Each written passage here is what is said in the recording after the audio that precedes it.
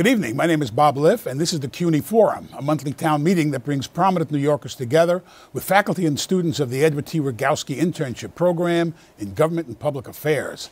At the 1992 Republican National Convention in Houston, Pat Buchanan gave what is now called the Culture War speech, a dark warning that white Christian America was being overrun by alien hordes, both foreign and domestic, that threatened our traditional way of life. Molly Ivins, the late Dallas columnist, famously wrote that the speech probably sounded better in the original German. Buchanan's appeal was roundly rebuffed by a horrified Republican establishment. But this year, some of those same appeals by Donald Trump have placed him on the verge of winning the Republican nomination for President of the United States. Trump's success in a xenophobic and misogynistic campaign, demonizing Mexicans and Muslims and foreign trade, have similarly horrified the Republican establishment, but they have been unable to control dark forces they long exploited to win control of both houses of Congress, a majority of governorships and state legislatures across the country. Trump's rejection of much conservative orthodoxy has also exposed that the Tea Party rebellion that swept Republicans into power was not a right-wing uprising insisting on things like lowering the capital gains tax, but, as some critics say, was based on dog whistle, racist and xenophobic appeals after we elected our first black president. Some, not me, believe his campaign threatens the Republican Party's continued existence. Among Democrats, former Secretary of State and New York Senator Hillary Clinton, whose husband won that 1992 election after Republicans rejected Buchanan to renominate George Herbert Walker Bush, has faced a spirited challenge from Vermont Democratic Socialist Bernie Sanders, whose unsparing critique of economic inequality draws on some of the same frustrations that have driven Trump's rise. Sanders has had overwhelming support from young voters, especially college students facing crushing college debt, and strong backing from white working-class voters in Rust Belt states, angry at trade deals that outsourced millions of manufacturing jobs and who have been left behind by economic indicators that show statistical revival from the depths of the Great Recession, left behind by the last Republican administration of George W. Bush. Some voters too young to remember the 2000 election, when Ralph Nader's quixotic third-party bid cost Al Gore the presidency, say they will never vote for Clinton because she's too much of an establishment figure tied to those very forces on Wall Street they see as stacking the deck against a better future that the American dream is supposed to promise. The economic inequality is real, the anger in the country is visceral, and the upcoming campaign promises deeply divisive levels of vitriol. We're joined by four New Yorkers who were part of the debate over the campaign and its meaning for the future of the nation. Kai Wright is the features editor for The Nation magazine. Susan Del Percio is a veteran Republican strategist.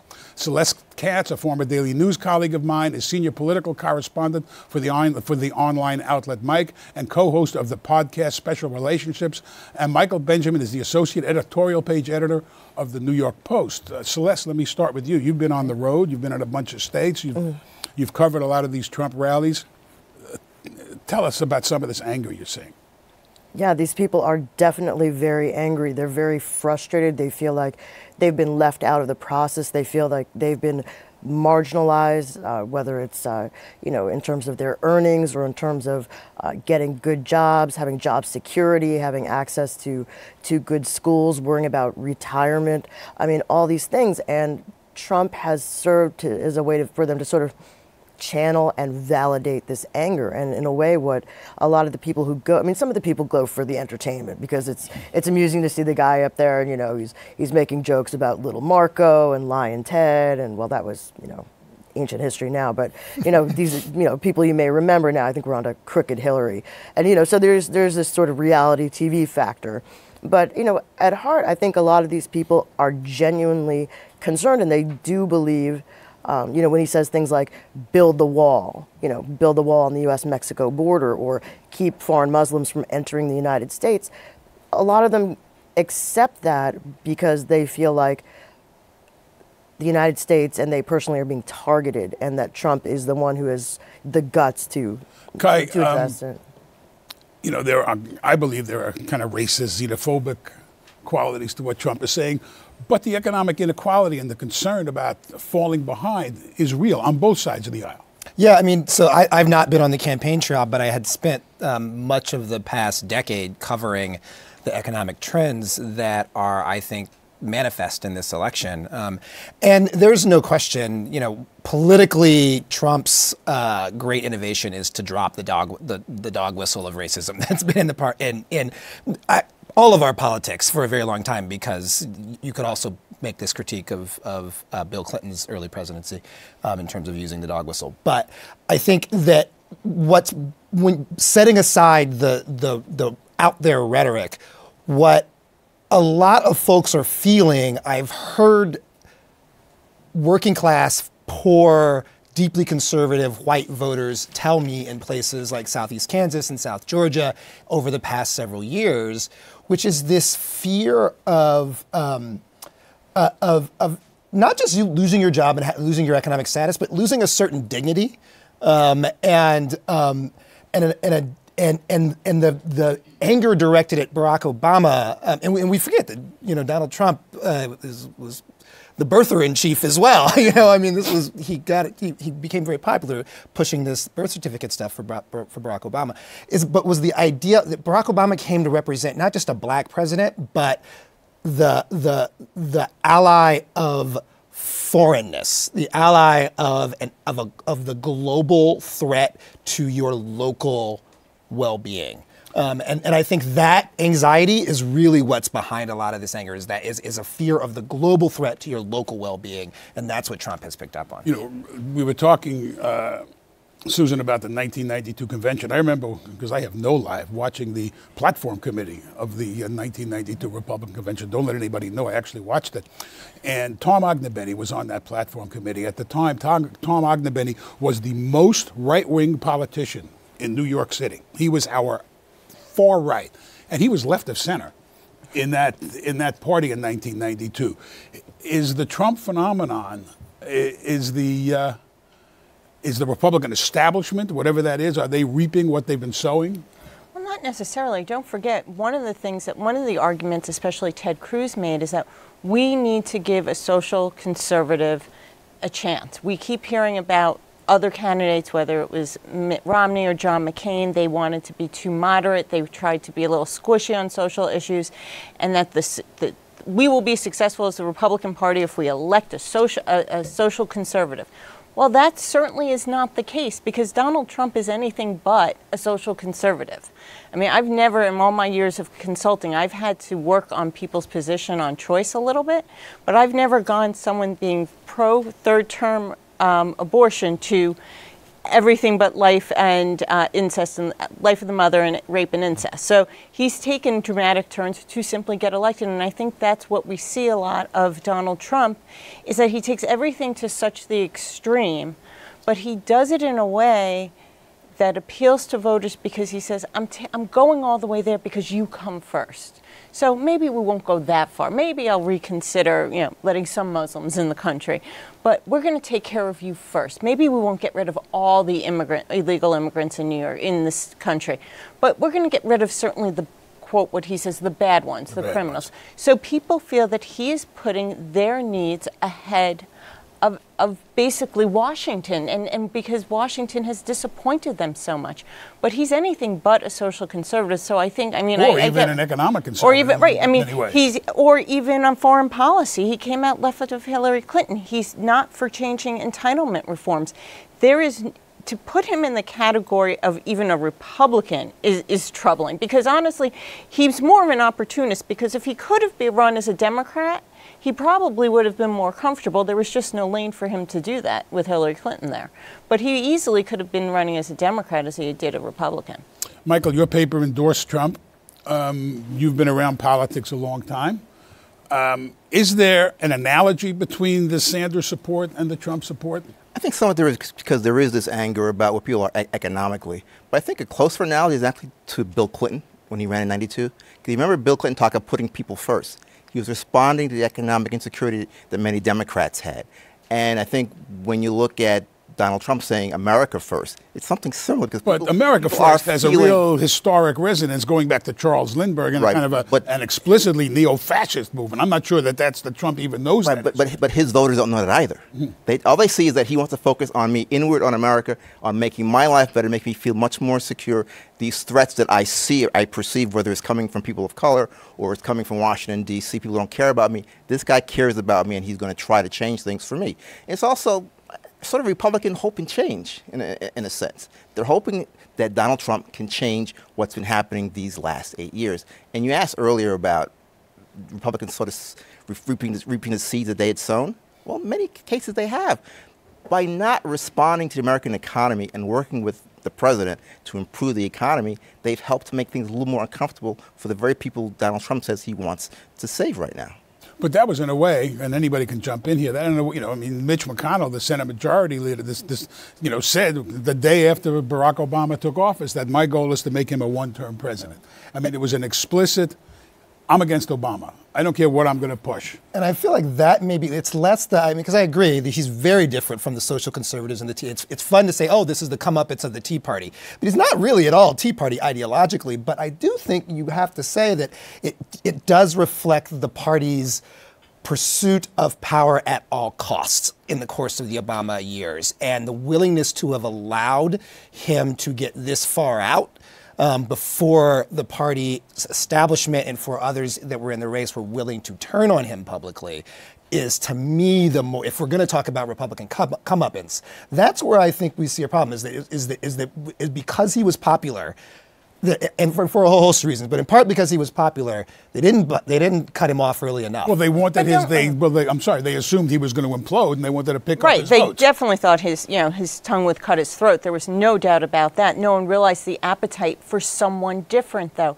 And when you talk about not just Republicans being against Barack Obama, that they were against Washington. Remember, the Tea Party movement, the folks that we talk about who were elected, they ran against the establishment. They ran against other Republicans. Most of them were elected because they fought in Republican primaries against establishment type. So people are just frustrated, and that's where I think the similarities with Bernie Sanders comes in a little bit, because they're so frustrated with Washington as a whole. They figure, you know what? All these other guys, they've been getting it wrong for so many years, whether it's no difference if it's Chris Christie or Ted Cruz or Hillary Clinton, for that matter. We are going to put someone who has nothing to do with the system, because you know what? Even if I gamble, and what do I have to lose? It's already as bad as I thought it could be. Which is kind of a riot to begin with, because it's not like Donald Trump is a total stranger to politics. I mean, the guy has been involved in real estate in New York. I mean, he's been a political donor. He's given more money to Hillary Clinton probably than, some people will make in their lifetimes.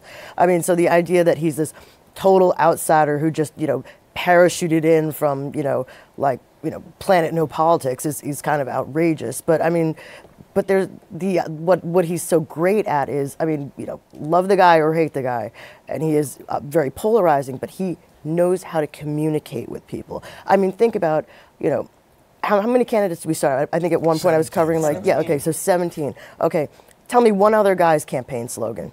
What's Trump's campaign slogan?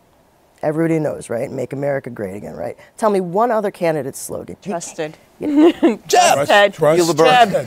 Yeah, feel the burn. Well, I like the jab. Yeah, right. So one's like a pun and one's a hashtag. Okay, but Trump says stuff in a way that sticks in people's mind. When he says we're going to build a wall, I mean, isn't that more compelling than talking about some change in some well, minor, that's a great point, some minor. What they've seen in NAFTA Washington is no change in immigration policy. Lots of people talking for decades, basically. I think it was 1985 was the last real policy change in policy reform. It was the Reagan. And they played it safe last time with Mitt Romney after rejecting him in 08. But they actually haven't made any changes in But that was explicitly after the Romney loss, when they did the great post-mortem, the great report. It was explicitly, we have to solve immigration if we're going to have any chance of reemerging. But to Celeste's point, I think look at Donald Trump, he's the one who's saying all of what they're doing is all talk. I am going to build a wall. Now, whether you believe that what can actually happen is a whole nother story, and whether he believes is right, another story. But right, exactly. But what matters is that people say, I'm going to take an action, and I'm not going to rely on the guys and gals in Washington for the solution. This is what I am going to do, as if Washington has nothing to say about it. And that's what people get attracted to, the sense of taking ownership on certain issues that make it feel that they are going to put, that Donald Trump would put America first. That message is just getting really well ingrained into the public's mind, and I think and I understand your point going back, to the 20s, but people don't. That was actually the 30s, right. 30s, but I don't think people don't remember that, and you know what? There's been a lot of things said that we can question, but I think that's fine. What they do know is that everybody else who's been running for office is sort of trapped within the Beltway, and that's how they think. They rarely go home to this unless they're going to campaign. And so their mindset is always about, how do I accrue more power in Washington, D.C.? How do I upset what the Democrats want to do and what President Obama wants to do? It's about the power, not think of the folks back home whose lives are being made miserable by your reluctance to focus on making their lives better. And also, Trump is a salesman. They talk about selling the sizzle. He sells the sizzle. And that's what he's been doing. And by keeping the language simple, he's selling the product himself. And people go in thinking about Make America Great, Donald Trump, that's what I'm voting for. And then later they'll maybe look at the steak itself and see whether or not it's overcooked or undercooked. But to be clear, people have been running against Washington for some time now. And frankly, all of them, everybody, it's just standard. You run against Washington at this point.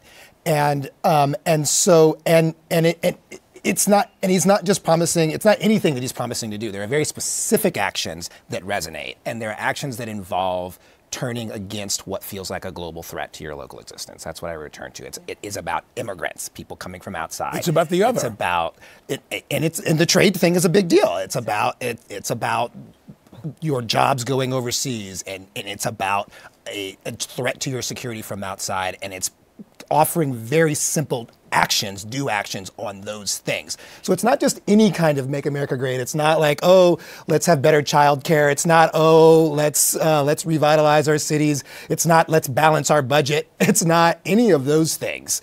It's very specific kinds of actions, and I think that is what is important to keep in mind. That is resonant and that is frightening because those are, how do you negotiate off of those things? He says he's going to be a real estate deal. But how Middle East, the Middle East piece is a real estate deal. Well, but I mean, right. but if you're negotiating off of, I am going to rein in certain kinds of people. That's a different kind of negotiating from, I'm going to figure out how to balance the budget. These are things that are targeted at groups of humans. That's a very different kind of negotiation. Well, that's the demonization quality. Well, and it doesn't necessarily mean that what he's saying is rooted in fact. I mean, if you look at, and this is something that we talk about a little bit on Special Relationship. The podcast. If you look at, I had to do it. But I mean, if you look at, the crime rates among immigrants versus American citizens, I mean, they're not the same. It's not literally like, I mean, at the beginning when he said that drug dealers and rapists are pouring across. Right. I mean, I think the immigration rate is actually, reversed. The fact of the matter is that people trying to get the hell out of here, right? So, I mean, but you know what? How can you be against making America great? I mean, you don't know what it means. Maybe he doesn't even know what it means. Who cares? It sounds good. Is somebody for more terrorist attacks on American soil? I mean, I'm really voting for that. I mean, so he uses this method of communication that's really as brilliant as it is totally devoid of specifics. Which is why when you look at the Republican establishment, or most sane, rational people get frustrated with all of that, is because he brings that star power. He early on looked at votes as ratings. That's what he's trying to do. How do I get more? How do I get higher? How do I get better? Well, he wasn't incorrect. And he's not incorrect, but the frustrating part is that he says all of these things. We know some of them simply aren't true. Others will simply not be done. And that at some point, what happens if he has to be responsible for these things? And if he's not able to show that he has the foundation and maybe he won't get to it because, as Hillary Clinton has said, she's not a great campaigner. This could be a lot of people are very concerned about how this country will actually go on to function. And that's where the resistance has been to Trump, especially on the Republican side. Is we do need to function as a country. We can't just go spend money and build a wall. We can't just, deport people. We have to function and get not just deals done, but create good policy. And the Donald Trump theory of everything's a deal. I'm a great deal maker. Well, what happens if someone doesn't want to make a deal with you? What do you do from there? You're stuck. Well, Hillary, the Clinton forces, who are, I'm a Democrat. I'm supporting Hillary Clinton. My kids were supporting Bernie Sanders, which I actually think is okay because as long as they're interested in politics and then they promise to vote right in November, they don't have to be a hack like I am. They both are looking forward to running against Trump and very nervous about running against Trump because he's the most unpredictable. As he says, I want to be unpredictable. Well, in that, he's very successful. Certainly, I mean, again, this message, so there's two schools of thoughts on it. One could see an adaptation of his message if he were to, one, stop being such a raging misogynist, and two, dial back his targeting of actual specific groups of people in his rhetoric and focus on his trade message and what that means for revitalizing the economy. He certainly could pivot, but I think he'll try. And so whether one he's able to, one can see on paper, but right, one whether he's constitutionally able to rein in his misogyny, which I really just believe is his biggest weakness and what is the truest thing about him, and two. He's got a long history of this stuff, and you can just keep tying him to it. But as a strategist, when you're looking at this, and it's different than writing about it and trying to feel people's, looking at focus groups, but as a strategist, when you try and run against Donald Trump, first thing is he's unpredictable. That makes it really hard. You cannot go to any playbook when you're fighting him. Impossible. The other thing is that you have to start looking at states. You're going to pick off, try and figure out keep what Romney had, pick off some other states. And what is voter turnout going to look like with a Donald Trump? The difference between the result of the Republican primary and the Democratic Party is all those new people who came out to support Donald Trump have now won, and they are energized to keep supporting them. Hillary Clinton doesn't have that same energetic support. She just never had it. It was Bernie Sanders that brought it, and he's the only one, if he's willing to, that can deliver that to her. So it becomes an issue.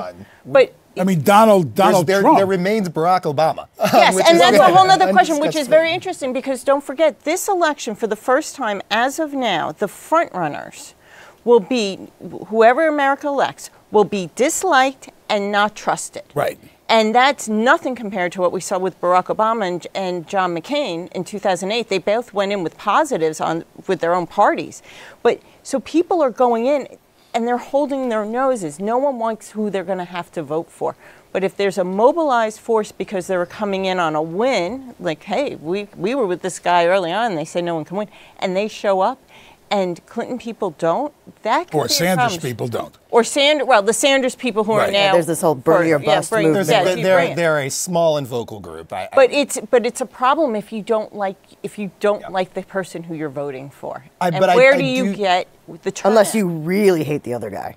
Which I don't think is going to be the undiscussed thing on that. And thus far as we have yet to introduce Barack Obama into this equation, and I really do believe, and when he starts to campaign on behalf of whichever the Democratic candidate is, that is going to have an enormous impact, and his ability to go out and say, "This is my continued legacy," will move not all of the Obama coalition, but a great bit of it. It will also wind up Trump fans and Republican voters to no end. Absolutely. So it's also have this battle of the Titans thing going. I was speaking about my kids. One of the remarkable things is that they've come of age and come of political consciousness where having a black president was not remarkable.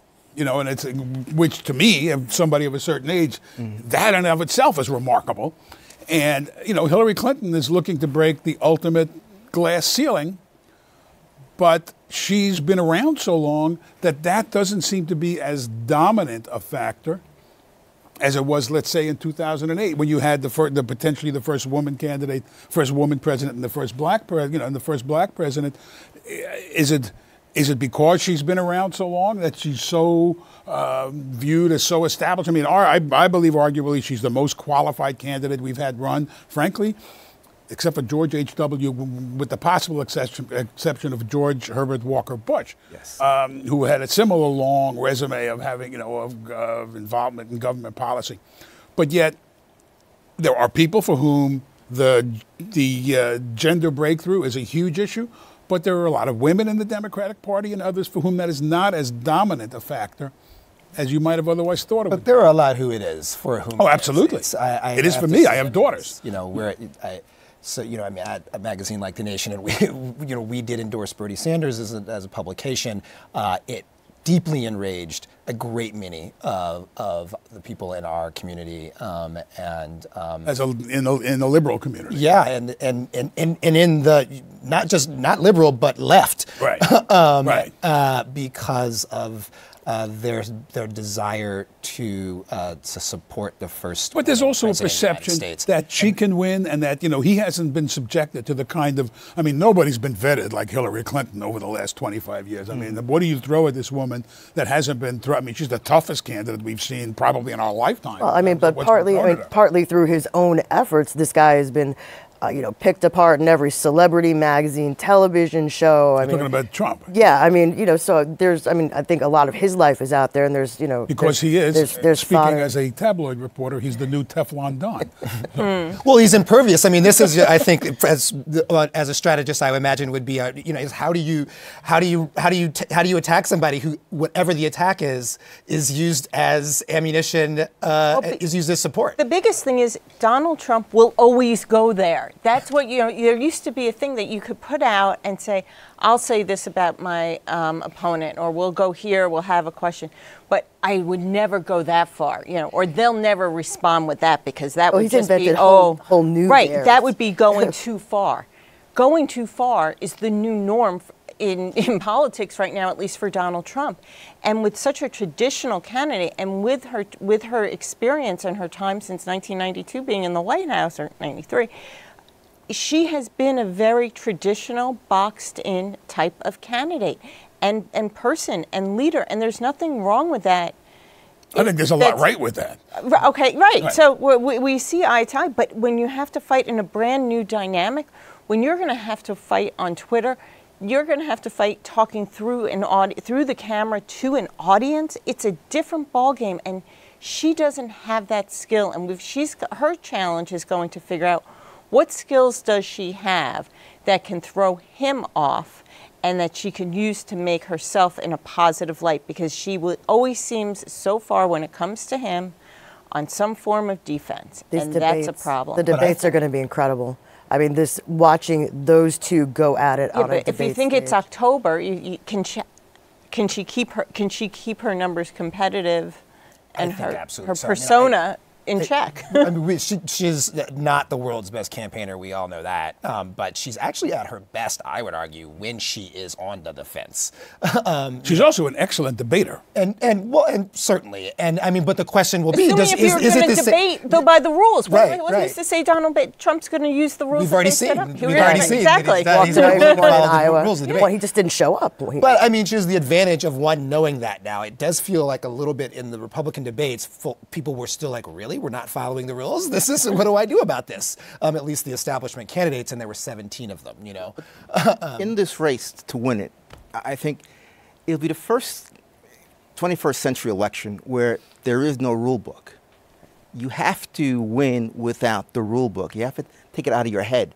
There are no rules in this effort. It's like his experience in the WWF, WWE. There are no rules. You do what it takes to win. Or you do what it takes to entertain. Entertain. You hit a person because you may be assigned to lose. You hit the person with a folding chair. You do what you need to do to be entertaining and to win. And you don't do it necessarily on TV in this one. It's going to be social media. She got to put together the same sort of team that Obama put together to do the social media that's not in the newspapers, that's not on television, that gets your voters and gets them to come out to vote for you. And Donald's going to try to do the same thing with his. It all depends on who has the finite number of voters and then who also has, unfortunately, the highest negatives. Highest negatives loses. Then how do you make that person negative? Yeah, go up but without it becoming a mud fight? But you know, if you look at the map, this is all about a map, and you look at his astonishingly bad numbers among women, especially among Hispanics, and you look at swing states like Nevada and Arizona and now Florida with the huge Puerto Rican influx, and Puerto Ricans, unlike other Latinos, are citizens. So as soon as you move into the state, you can vote there, unlike Dominicans and Salvadorans and everybody else who comes into the country. You're automatically you are a citizen, and he has. I mean, talk about a giant stone hanging around his neck. He's got amazing ground to make up. Yeah, but just that's why to hold on. Electoral college-wise. Yeah, but that's why he's not looking to a Florida anymore. Like, he's written that off. He's looking actually to see, can he change Pennsylvania? And Ohio. And right, Ohio is obviously a clear one, and Colorado may be another place. And Michigan. So those are the things. He's got a lot of ground to make up in all of those he places. has a ton of ground to make up, but can he get the ratings? And will it come down to ratings, or will it come down to people taking a minute, making a rational, looking at who the players are, who do they deem qualified? Will they go with their hearts or their heads? It's also the case of, on the Democratic side, there is, I mean, you don't think it's a very large number. I certainly hope you're right, is the, pardon my editorializing, but the astonishing immaturity of Sanders supporters who say they'll never vote for Clinton. I mean, when those of us who remember, 2000 is not that far ago. It's not that long ago. But it is for a lot of these younger voters who have been flocking to Sanders, who don't remember. And I would argue, you're going to tell me that it wouldn't have made any difference if Al Gore or George W. Bush. But let's not have our own amnesia in this. I mean, this is at this stage. This is where we are often at. Yeah, this was the same thing that Hillary supporters in 2008 were saying about Barack Obama. Honestly, They were very. But she really went out of her way. When we nominated him, when she went got out of her at way the to convention, do not until the convention, Right. frankly, did she do that. And one other little wrench to consider is who the VP choices in this case, in this go around, will have a tremendous play in this election, unlike we've ever seen. Maybe Sarah Palin, you could single her out, but she was a negative. I mean, the question. Right. Well, she was a positive. At the beginning, and she was a phenomenon. Right, and she definitely changed the playing field, and she ended up being becoming a negative. But will the VPs be people who have to fight it out?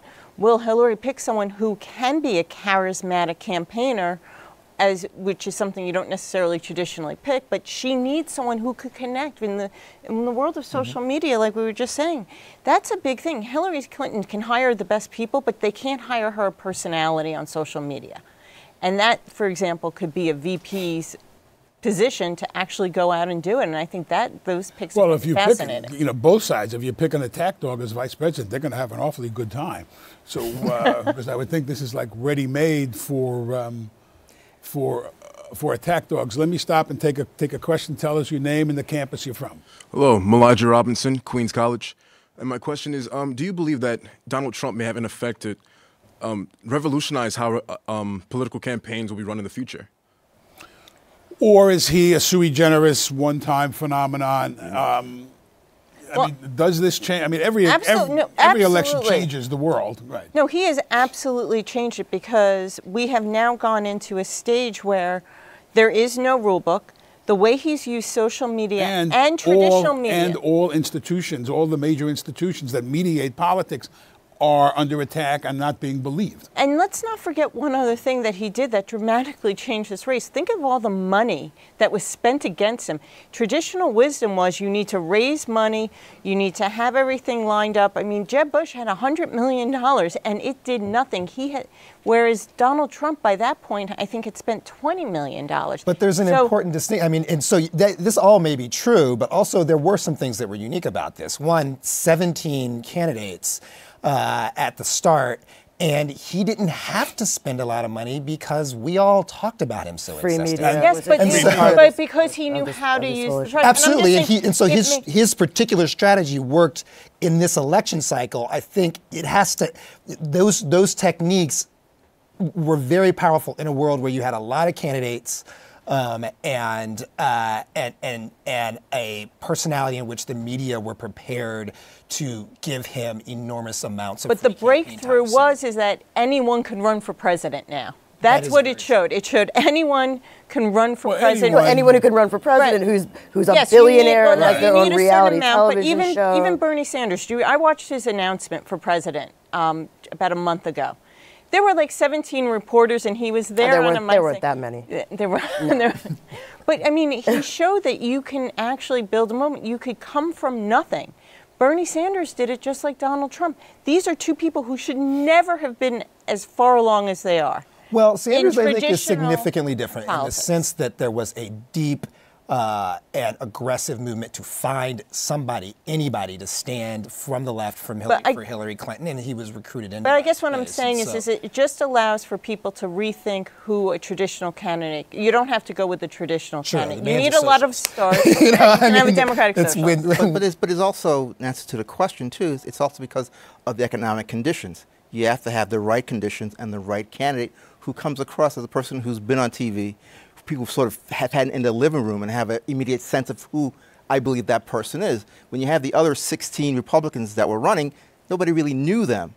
But the one guy they did know was Donald Trump, either through his books, through being on TV and the news and having his reality show. They sort of knew him, and that's who they went for also because of his response to their economic crisis they were going through. Bernie Sanders, you're right, it's because many of those who were looking for somebody other than Clinton made him the person that they went to, and he also had an economic agenda that appealed to many left Democrats. Well, he had economic talking points, and I think that my own sense is that Bernie Sanders was very damaged by the Daily News editorial board interview, which was not cheap shot questions. It was basic questions: how are you going to carry out the central core proposals of your campaign?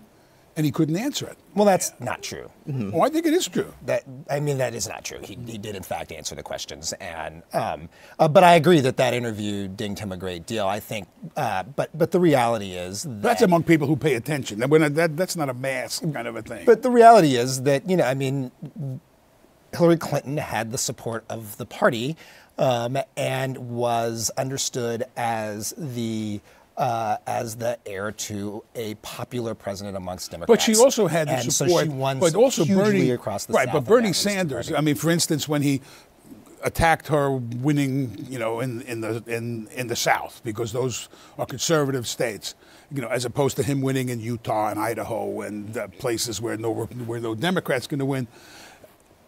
African American voters who have been very strong for Hillary Clinton, they heard that it's saying she won the vote in those southern states because such a high percentage of Democratic voters in those states are African American. And the stratification by age and by race and ethnicity within the Democratic race is striking. It is, but I think there and here in New York, it is a fact that Democratic voters, or black voters, not black people, black voters, who show up certainly in primaries are Democratic Party voters. They're party voters. And she, in places where the party is very strong, she won big. Across the South, New York, places where the party is what's moving people to the polls, that's where she's winning big with those party voters. That coincides with race, but I do think we've drawn too much about black voters and black people and their support for Hillary versus Bernie from that. This is a party question. Just like my last thought on this question is specifically, I think that, if the question is how has this race changed the way political campaigns work, I think it's been a huge reminder to both parties. Don't assume that there's going to be a coronation. You can no longer assume, and you know what, you didn't have to have a Run Hillary Run bumper sticker on the front of your car to feel like the DNC had already decided that this was going to be Hillary Clinton's race, that everyone else better get the hell out of the way. People didn't want that. The Republicans, and we talked about this a little bit before, the Republican Party rejected, for better or for worse, rejected Mitt Romney in 2008, chose John McCain, and then went back and gave Mitt Romney his chance in 2012. He was the next one up. Right. Oh, yeah. Okay. So because the answer because you do want to go to another question. Because it's somebody's turn. The traditional analysis going to work anymore. Was that Republicans fall in line and Democrats have to fall in line. love. Well, this year, Democrats seem to be falling in line, since I believe Hillary Clinton is going to be the nominee, and Republicans have had to fall in love, and then, unfortunately, from my perspective, they fell in love with Donald Trump. So let me tell us your name and your campus, please. Hi, my name is Abiola Arthur, and I'm from City College. And I want to know, if Hillary Clinton were to become the Democratic nominee, would it be in her best interest to have Bernie Sanders as the vice president? She's 68 and he's 74. No, I don't. No. No. I mean, my own opinion is no. I would agree. It's in nobody's interest. I mean, the question is, I think, this is a very bizarre question for Trump, because Trump is having a hard time finding people to run with him. Clinton, I mean, I think she has to go younger. Does she go with another woman? Does she get somebody from the left to kind of, bring back those, I also don't think. Ideally, all of the above. I also don't think vice presidential candidates do anything. In rare cases, they can win you their home state, but I think ultimately people choose based on the presidential candidate. But I think Elizabeth, while Bernie Sanders Warren is certainly not, I agree with you 100%, is not the choice to fill that real income inequality movement that really got Bernie Sanders off the ground. Elizabeth Warren is the person to kind of fill that that need, if you want, if that's what they were looking for, because it certainly couldn't be Bernie Sanders. They would have to look to someone else. The question is are they going to look for someone who can mobilize Bernie Sanders' movement and energize them to get to the polls? I mean, another example of that would be Sherrod Brown. I mean, right, and there was no accident. He was Ohio, with her, earlier this week. And I think so. There's a lot of speculation and excitement about that. But I mean, then there's also the question of, what else can she put on the ticket if she can have a Latino on the ticket? That I think is going to excite a lot of people. If she can have somebody that I don't think it's going to be enough to just energize Bernie Sanders' folks to speak to income inequality. I think she's going to look for somebody who does that and delivers a state, which is what brings. Well, if you can deliver a state, then Sherrod Brown is the guy. Or just energize people. Going with a potential Hispanic candidate can actually get a community out to vote. I mean, that is a powerful thing to do. And creates an excellent foil for well, it's, right. It and really does. And what about Trump? I mean, Trump has been pretty clear that he wants as close to a political insider as he can get. That he understands that he needs somebody who can work the Hill, for want of a better term. John Kasich is a pretty nifty guy these days. Who is? Yeah, that guy, John Kasich. Or Rick Scott, who's a very bizarre man, who's the governor of. But you're talking about governors, which actually doesn't fit his need of having the relationship. And what U.S. senator? I mean, there's got to be a lot of folks saying, "I don't want that." I think a lot of folks are saying that. They don't want that, so he may not end up with what he really wants, as far as someone who can help him work the Hill and get things done, and maybe teach him how actually government works and the different branches that exist and how to pass a law. Well, I know he probably saw those things, how a bill becomes a law, but. Well, I do think that checks and balances is one of his weaker. It's certainly one of his weaker not points. One of his bigger ideas. But during the day today, I heard Newt Gingrich as a name coming up. I heard Newt Gingrich's name come up as well. So I'm told it's not going to be anybody who's established and has a future, because they don't want to get saddled with Donald Trump. That's the problem. So it's going to be somebody who's been there and done that and wants to come back. And some Democrats are hoping somebody like an Admiral Stockdale type candidate. And of course, between Trump and Gingrich, they've had 6 wives. So I mean, you do have an argument about that. That's the Mormon vote right there. And my favorite Trump joke, maybe I'll get in trouble for saying this joke, is that 2 of his 3 wives have been immigrants, which just proves that we need immigrants to do jobs that Americans won't do. He'll be here all week, folks. Tell us your name and your campus. Hi there, my name is Franklin, and my campus is John Jay College of Criminal Justice, of course. For my question, I would like to provide some context first, but it has to do with, how do we make an informed decision? And so, context here, the Federal Reserve Banking System is a privately owned entity that's also unregulated. It was enacted in 1913. It's been in place for about 100 years and has the power to put money into circulation, which decreases the value of the dollar.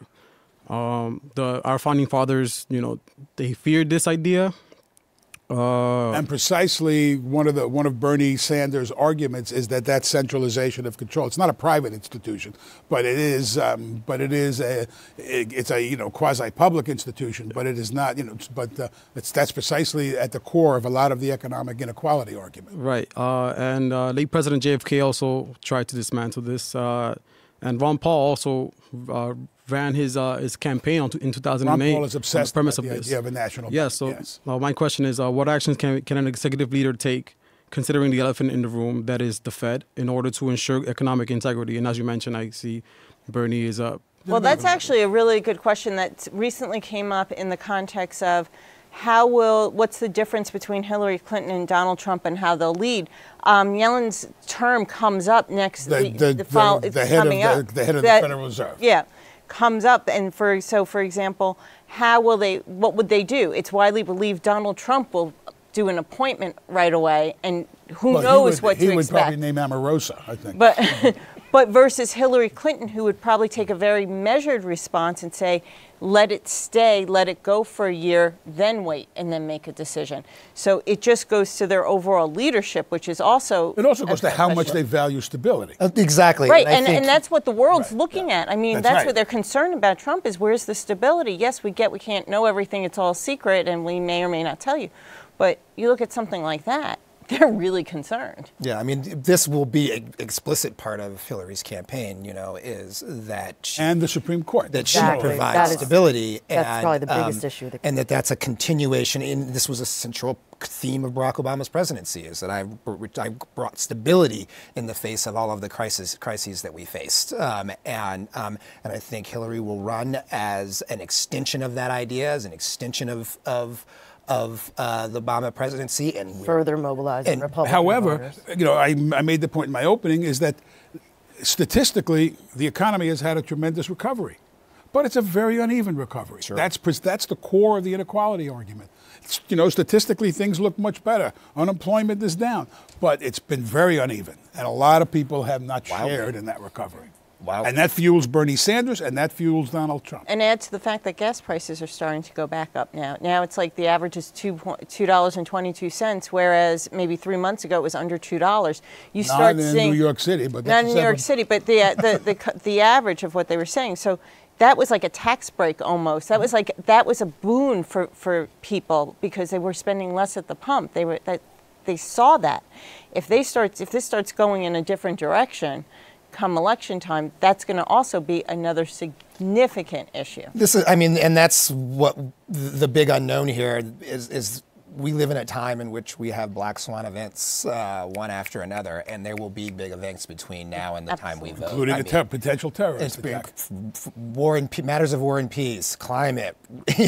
Any number of things could happen. And we forget, September 2008 was a very important time in our history, and we had a near economic collapse. And it played a big role in our politics that year. Yes, sir. My name is Pierre Sam. I'm from Bronx Community College. I want to know if Donald Trump will be able to make America great by building borders and also banning Muslim and deporting immigrant people to where they come from. And also if the Constitution allow him to do this. It does not. That's the other thing. It's funny that one of the inconsistencies in his ideas is that he says on the first day he will immediately check President Obama's unwarranted, unconstitutional authority to do things on immigration, and also behave as a king on immigration. Specifically using executive orders, which is the thing he's arguing that Barack Obama can't do. Plus he says, I'm going to work with all the Muslim countries to settle this, but I'm not going to let any Muslims, but I'm going to demonize Muslims coming into this country. And also I'm not going to meet with any Muslim leaders. By the way, just to go to that question, I remember the day that Donald Trump said, I'm not going to allow any Muslims into the country, and I was about to go on for an interview. And it was such a deflating time, especially as a Republican, when I heard one of the leading candidates for president say, I am not going to allow people into the United States of America based on religion.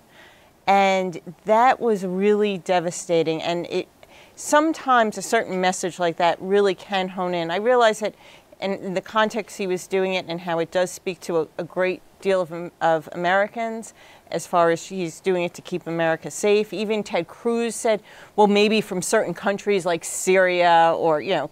There are already travel restrictions from certain countries. But, I mean, but this banning was a whole going group of to people the just on the refugees and everything. How would you even but it was, prove it? How would you enforce it? It's things like that stop Republicans from getting, I call it the stage of grief with accepting Donald Trump. We want to get to stage 5, but then things like that happen, and you just can't get to the okay, but that's the big question then. So what do you as a Republican, you hear him say these things, and you're like, oh, well, God. but precisely to follow that but up. Are you going to vote for Hillary Clinton then? But but you've seen, especially today, we're taping this the day after the Indiana primary, when Cruz dropped out, Kasich dropped out, Trump is the clear path to the nomination now, and there were almost every outlet had the list of Republicans who said that they'll never vote for Trump. Some said, I'll vote for Hillary. Some said, I'll never vote for Hillary either. I'm looking for a third party, varying. But there's a significant number of Republicans at this point, at least, who are still say, never Trump. Can he unify the party? I think Hillary has a much better chance of unifying the Democratic Party than Trump does. He only has one chance of unifying the party. I shouldn't say not only one chance, it's very extreme. But what he will immediately need to do to start uniting the party is start raising money for the party. The convention in July is not being funded fully because of all the concerns. The corporations are not funding the convention like they typically do. He cannot self-fund his campaign. This is a $1 billion campaign. He cannot self-fund it. He's going to, and that's been a big part of his appeal, is that he doesn't need any money from anyone. So he's going to have to do it by raising money for the party, and he will have to start going state by state and dealing with these county chairmen that he didn't want to deal with, and start at least showing he is willing to raise money for down ballot races, because that's the first key, that's the first olive branch he has to hold out, frankly, because so many people are so concerned about will they have enough money to fund U.S. Senate candidates. And the Senate and the Senate, and that's a whole nother show. But and because there is actually increasing party voting, which was not the case 15 years ago, his candidacy is viewed as putting the Senate and potentially even the House, where there's the largest Republican majority in our lifetime, in danger. Yes, sir. Hello, my name is Reginald Bellin. I'm a congressional staffer, alum from Queens College. My thing is, shouldn't we also focus on congressional races, since that is usually the most important, getting these lawmakers in, because the congressional members are the ones that can rein in the president, whomever he or she may be, and give more power to whomever. I think that's a very good question. That's just what we're talking about is the real fear on the Republican side is in fact holding on to Congress. I mean, we see it in Albany. Is that the only thing the Republicans have left is the state Senate, and they're really obsessed with holding on to the state Senate because that's their one base of power within state politics. You have the one thing that the Republicans, even though they haven't been able to elect a president, they've vastly increased their numbers. Because they've gerrymandered so much of the country, of the state. So I don't think they really have to worry about down ballot congressional race because they won't be that competitive with Democrats and Republicans. They have to worry about states where it's urban and tipping it electoral college to Hillary is what really have to really worry about. And that means possibly losing a U.S. senator. And if they want to have the 60 Republican senators, that's what I believe a Trump candidacy threatens. Not the House. It threatens the U.S. Senate. Right, but I agree. It generally does mostly affect the Senate and how that goes. And the Senate candidates on the Republican side will be able to kind of detach from Trump. I think they can do it, and it can be effective. But when it comes to the House, again, it goes back to what we were discussing earlier. What will turnout be like? But I mean, Florida's going to have... What will money be like? What money will have to go... What will Florida... I mean, yes, they should be safe because of gerrymandering. There's no more blue Democrats or moderate Republicans, and that's part of the problem. Except that, Susan, the Republican senators and many House members, but the Republican senators in particular who were up this year were elected in the Tea Party wave of 2010. So, I mean, they were an anomaly. Yeah, but not but not the very vulnerable ones. The Kelly Ayotts, the Portmans. I mean, these are Kirks. Kirk is right, and Kirk has a whole other Right. part of another issue when it comes to certain Illinois, issues right? in Illinois. But they're Rubio, not right? TV. And Well, Rubio's Rubio's seat. seat. Well, that's all. I mean, that's a whole other thing. Look at Rubio's seat. There's 10 people in the Florida. primary, in the Republican primary. There are 8 people in the Republican primary in Colorado. They are duking this out like nobody's business. So even if it's a swing state, like I don't think you're going to see that in Florida, but Colorado and because I think Florida's written off for the Republicans right now with Donald Trump. But certainly in Illinois, in Ohio, in New Hampshire, these are all candidates that can say, Donald Trump doesn't hold the Republican mantle, as far as I'm concerned. He's been a Republican for 5 minutes. This is where I differ from him, and this is what makes me a unique candidate. But he's going to be the one at the top of the slate, and ultimately, if he's the one who's generating all this interest, if he's the one who's, I mean, if he when you generates see- turnout, again, we turnout. keep going. It's turnout. Except that it's his party. If he gets the nomination, he will it's be his he will be party. the head of the party. And He will be at the so top of the there's list. there's the what will come, but there's also what energy gets distracted away, right? So Yes. as a consequence of making some of these swing states more competitive than they were, that's money that has to go there that could be going elsewhere. But also So that because it's his party, there's the Republican brand at stake, and that's where that's where the damage comes to down ballot. Well, that's why races. there was the Lose with Cruz movement. There was about 6 weeks ago. The talk was lose with Cruz because at least he's a real Republican. Well, I was for Trump because I don't think Trump believes anything, and I think Cruz does, and that's much to me. That is- was- I agree with to me, you. Well, that was would much go to more- the social Was Cruz- conservative. But was Cruz a real Republican or was he a vigilante? I mean, Well, that was the he was, question. you know, He the was most hated he was man the in Washington social for nothing. conservative. That was part of the argument. That at least you could say you were electing. There was a real a Republican as the Republican nominee versus someone who joined the party, because it was convenient for him. My genuine question is, what happens to, I think of, I spent a lot of time in reporting in Kansas earlier this year, before the campaign began, a place where establishment Republicans have been swept out of office by the Tea Party insurgency under Sam Brownback. And those folks, I talked to a lot of those establishment Republicans. We're almost running out of time. And they're horrified about their, at the state level, what are those people going to do? We shall I'm find sorry. out. We shall find out. I'm running over time, and I always try to. You'll tell me after the show. And thank you all for joining us on CUNY Forum. We'll see you next time. Thank you. Thank you.